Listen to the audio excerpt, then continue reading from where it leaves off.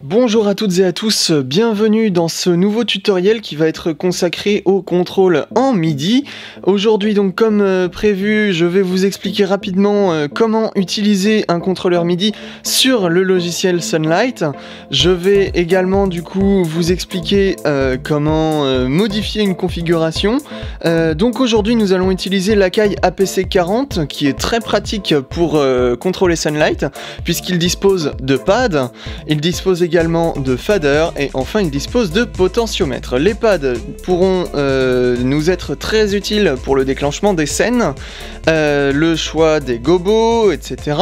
Les faders, eux, pourront nous être très utiles pour ce qui est du dimer de chaque projecteur et enfin les potentiomètres, eux, nous seront utiles pour déphaser, pour la vitesse, tout ça. Donc moi je vais vous expliquer un petit peu comment je l'ai configuré sur le fameux Showlight que je vous ai montré la semaine dernière, celui que j'ai fait pour le groupe d'Electropop. Donc, une fois arrivé sur Sunlight, ce que vous allez commencer par faire, c'est ouvrir l'éditeur de console, donc ça se passe ici. Donc moi, j'ai déjà configuré l'Akai APC40, je vais donc vous expliquer comment faire pour commencer à le configurer. Vous faites un clic droit sur ce volet, nouveau. Et enfin, donc normalement, vous devez tomber sur cette page. À ce moment-là, vous faites clic droit, console, et vous choisissez dans la banque de consoles qui vous est proposée. À savoir, donc moi j'ai utilisé l'Akai APC40, mais vous avez toute une multitude de consoles que vous pouvez utiliser, donc c'est à votre bon cœur si jamais vous voulez utiliser une Behringer ou... je sais pas moi, il y a plein de possibilités et du coup vous pouvez vraiment utiliser toutes les consoles que vous voulez. Sachez que si jamais vous ne trouvez pas la console dans cette banque, il faudra dans ces cas-là que vous la créiez. On verra pas ça tout de suite parce qu'il faut quand même être bien expérimenté sur Sunlight pour pouvoir utiliser l'éditeur de console. Donc nous nous retrouvons sur la page de l'Akai. Donc moi je l'ai déjà configuré, donc je vais vous expliquer rapidement comment faire. Là je vais remettre tous les faders à 0 parce que sinon ils risquent de planter. Stop all clips. Donc moi j'ai été assez méthodique, c'est-à-dire que ici j'ai mis tout ce qui concerne les mouvements de mes lyres. Donc sachez que sur ce programme j'ai 4 MHX50, j'ai également des barres à LED plat, j'ai des barres à LED, j'ai tout ça. Et j'ai un laser aussi. Et du coup j'ai mis mes mouvements ici. Là j'ai mis mes mouvements lents. Et ici j'ai mis mes mouvements fixes, mes scènes en fait, mes ambiances pendant que les chanteurs introduisent leur musique. Sachez que ici Track Selection, vous avez la possibilité de décupler les possibilités de votre console en mettant en fait sur chaque page une scène différente. C'est-à-dire que vous appuyez sur la page 1, vous allez retrouver tout ça. Si vous allez sur la page 2, vous allez trouver une nouvelle configuration, etc., etc. Donc au final, vous faites 8 fois 40 et dans ces cas-là, vous avez le nombre de scènes que vous pouvez configurer. C'est absolument gigantesque. Personnellement, moi, je n'ai pas eu le temps de me pencher dessus pour voir un petit peu comment ça marche. Donc, pour pouvoir assigner un bouton, c'est tout bête. Il vous suffit de faire clic droit sur la scène.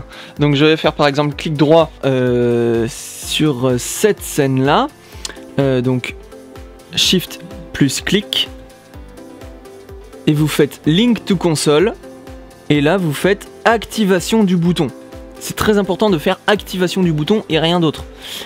Et en faisant activation du bouton, là vous appuyez sur le bouton que vous voulez. Donc par exemple si j'appuie sur le bouton 8, en appuyant après pendant mon show sur le bouton 8, il va y avoir cette scène qui va se lancer. Donc je vous donne un petit exemple. Évidemment ça ne fonctionne pas, donc je vais l'assigner à quelque chose d'autre. Je vérifie juste qu'il n'y a rien dessus. Là normalement il n'y a rien, donc je vais l'assigner sur cette scène là. Donc je fais le même travail.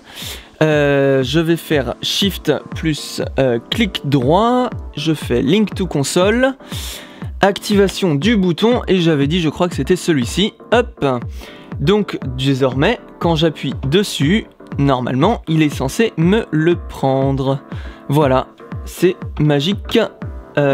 Pour pouvoir... Donc ici, alors, ici comme c'est marqué Stop All Clips, j'ai mis l'initialisation, c'est-à-dire que tous mes boutons, le reset, en fait, le blackout est ici. C'est marqué Stop All Clips, comme ça me permet de, juste en lisant, sachant ce que j'ai mis.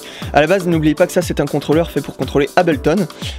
Donc du coup, forcément, il est optimisé pour la musique. Donc ça veut dire que là, si je lance, j'ai ma scène qui se lance automatiquement. Pour pouvoir voir si un bouton est déjà configuré, il vous suffit de faire clic droit sur le bouton quand vous êtes dans cette fenêtre, vous faites clic droit et il vous ouvre cette petite fenêtre qui vous dit toutes les commandes qui ont été assignées. Donc là vous pouvez faire nouveau, vous pouvez également éditer. Alors là je vous déconseille de trifouiller là-dedans parce que c'est assez compliqué, moi j'y suis allé un peu au bricolage. Donc je vous déconseille de trifouiller dans cette boîte de dialogue parce qu'elle est assez compliquée à comprendre. Donc par exemple vous allez avoir à y aller si jamais vous souhaitez qu'il y ait des faders qui soient assignés. Mais après là vous avez d'autres paramètres qui risquent de chambouler un petit peu le fonctionnement de votre contrôleur. Donc il vaut mieux que vous fassiez par défaut. Ici c'est si jamais vous voulez détruire en fait l'assignation. Donc par exemple là je l'ai fait sur le bouton de HLX9. Je ne veux plus y mettre le HLX9. Enfin je ne veux plus mettre ce bouton. Je clique tout simplement sur détruire et en fait ça me remet, ça me retire cette possibilité d'envoyer la scène comme je lui avais demandé auparavant. C'est tout bête. Vous pouvez également copier, mais ça je ne vois pas vraiment l'intérêt. Ensuite nous allons donc voir là pour ce qui est de nos faders. Alors là vous avez quelque chose qui est très pratique. Sur mon master là j'y ai assigné, comme vous le voyez ici, le dimer. Alors là c'est génial comme utilisation parce qu'en fait ça me permet de contrôler tous mes projecteurs d'un coup. C'est vraiment très pratique. Donc je fais comme d'habitude shift et clic droit et là tout de suite il me dit link to console et là la seule chose qu'il voit c'est general dimer. Donc du coup ce que je vais faire c'est que je vais forcément cliquer dessus et donc là il attend en fait que je bouge la commande. Donc comme il a compris que c'était gradable, tout de suite il me propose justement de faire quelque chose de gradable en fait. Donc il va tout de suite comprendre, il suffit juste que je le bouge. Là je le fais pas parce que je l'ai déjà configuré, mais il suffit juste que je le bouge un tout petit peu, il va comprendre et la boîte de dialogue va se retirer et dans ces cas là le bouton sera assigné par défaut. Ensuite nous avons donc d'autres possibilités. Je vais me mettre dans mes MHX50 par exemple. Si je me mets sur mouvement lire bis, je ne sais pas ce que c'est mais c'est pas grave. Nous avons donc la vitesse c'est quelque chose qui peut facilement varier pendant les concerts. Link to console, fonction vitesse du bouton, je clique et là j'ai juste à bouger ce bouton là et ça y est.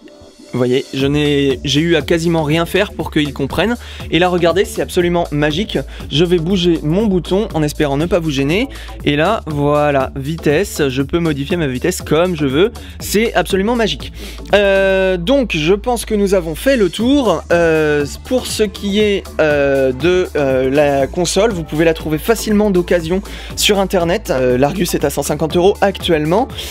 Donc, ce que je peux vous conseiller aussi, c'est d'utiliser la caille APC20. Donc la caille APC20 c'est la moitié en fait, c'est juste cette partie là du contrôleur, ce qui vous permet déjà d'avoir des pads et d'avoir aussi des faders. C'est très pratique vraiment pour pouvoir utiliser le contrôle. Ça vous évite d'avoir tout le temps être avec votre souris et à pouvoir utiliser vos deux mains puisque sur l'ordinateur on ne peut utiliser qu'une seule main qui est la souris. Voilà, cette vidéo touche désormais à sa fin. N'hésitez pas à poser toutes vos questions en commentaire. Je vous répondrai avec grand plaisir pour pouvoir vous aider et vous éclairer. Je vous propose donc maintenant de regarder une petite vidéo qui serait susceptible de vous intéresser. Elle s'affiche désormais sur votre écran. N'hésitez pas non plus à vous abonner afin de pouvoir suivre un petit peu les nouvelles publications de vidéos que je mettrai, sachant que les prochaines vidéos sur Sunlight Suite 2 seront au sujet de comment utiliser l'outil de contrôle en fonction du son. Donc n'hésitez pas à vous abonner. Voilà, allez, à bientôt!